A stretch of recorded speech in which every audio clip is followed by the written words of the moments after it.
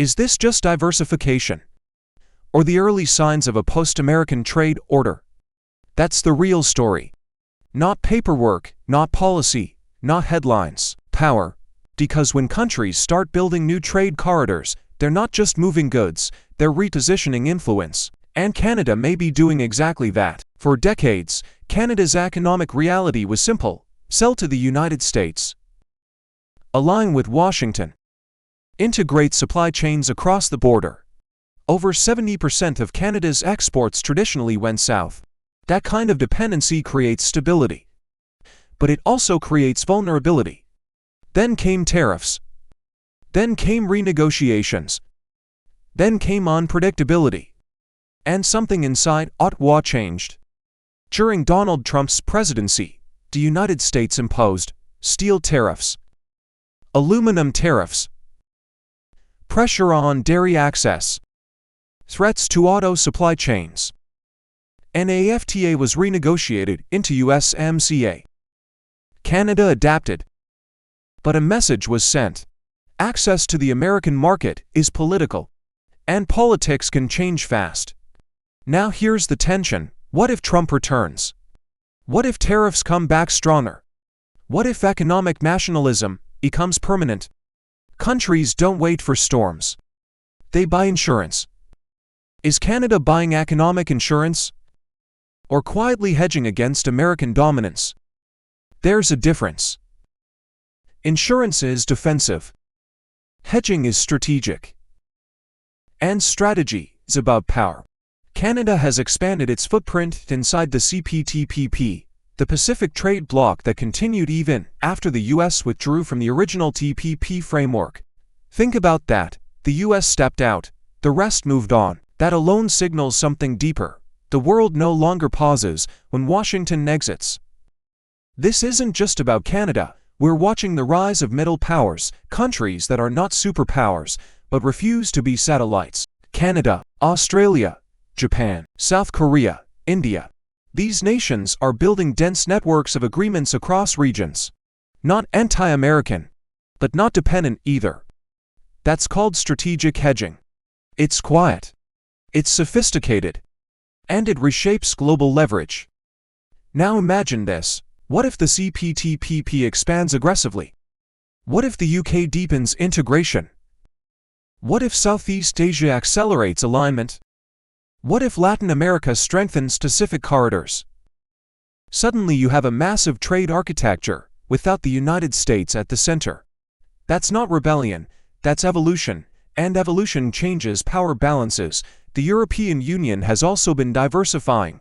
Trade agreements with Asia, investment talks with Indo-Pacific partners, closer regulatory cooperation with Canada. Europe learned its own lesson from volatility, energy shocks, trade disputes, geopolitical pressure. Resilience now means optionality, and optionality means power. Let's raise the stakes. If tariffs return aggressively, supply chains could reroute permanently, manufacturers could relocate, capital could shift toward multi-block access, currency volatility could increase. Here's the bigger question. What happens to the dollar? If large trade blocs transact more internally, if regional agreements grow stronger, if digital trade systems bypass traditional flows, the dollar remains dominant.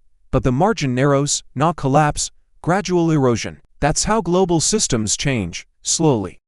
Then suddenly, trade agreements are not about friendship. They're about leverage. If Canada can sell to Europe, Asia, India, and emerging markets, it negotiates differently with Washington. It sits straighter at the table. Dependence reduces negotiating strength. Diversification increases it. That's not anti-Trump. That's statecraft. But let's be honest. Is Trump part of the catalyst? Yes. Is trade style accelerated hedging behavior worldwide? But he didn't invent it. China's rise pushed countries to relevance. Global supply chain shocks exposed fragility. Pandemic disruptions revealed risk concentration. Trump was an accelerant, not the origin.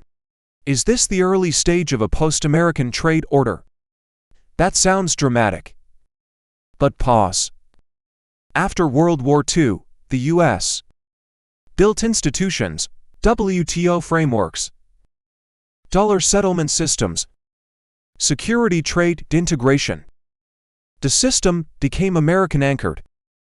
Now we're seeing something different: multipolar economic clustering, regionalization, reshoring, nearshoring, strategic alignment, not anti-American, post-American mentality, that's subtler and more profound. What happens next? This is the part most analysis misses. Viewers don't stay for what happened, they stay for what happens next. Here are the real scenarios. Scenario 1. Trump returns. Tariffs rise, Canada accelerates trade diversification, CPTPP strengthens, EU alignment deepens. North America becomes less central. Scenario 2. US re-engages globally, America rejoins Pacific trade systems, the dollar strengthens, Canada balances both worlds. Scenario 3. Fragmented global blocks, Asia consolidates. Europe consolidates, North America consolidates, interblock trade slows, internal trade rises. That reshapes supply chains permanently. Before 2016, supply chains were about efficiency. Now they are about resilience, security, redundancy, strategic autonomy. When Canada strengthens Pacific trade ties, it's not just lowering tariffs, it's positioning supply corridors, ports, digital infrastructure, energy flows, critical minerals. This is industrial strategy disguised as trade policy. Canada is an energy powerhouse: oil, natural gas, critical minerals. If Canada expands non-US buyers, it reduces vulnerability to American demand cycles. Energy independence becomes bargaining power, and bargaining power changes diplomatic tone. Let's address the core claim directly. Is Canada building a mega anti-Trump alliance? No formal alliance exists with that label. But here's the deeper truth: Canada is building optionality. Optionality is insurance. Insurance reduces leverage from others. Reduced leverage weakens dominance. That's the chain reaction. Why this matters to viewers globally. This is not abstract. If trade blocks realign, prices shift, jobs relocate, investment moves, currency strength fluctuates. Emerging economies may gain new access.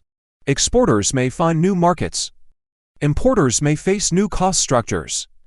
This is not about politicians. It's about economic gravity shifting.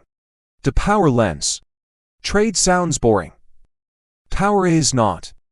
Power determines who sets standards, who writes rules, who enforces compliance, who absorbs shocks. Canada's strategy, whether defensive or strategic, contributes to a world where power disperses. That's the real story. The global system is not collapsing, it is recalibrating, slowly, methodically. Canada is not leading a rebellion, it is reading the room and acting accordingly. The United States remains enormous. The dollar remains dominant, North America remains integrated, but no system stays static forever. The final question: is this diversification or the beginning of a post-American trade era? Maybe it's both.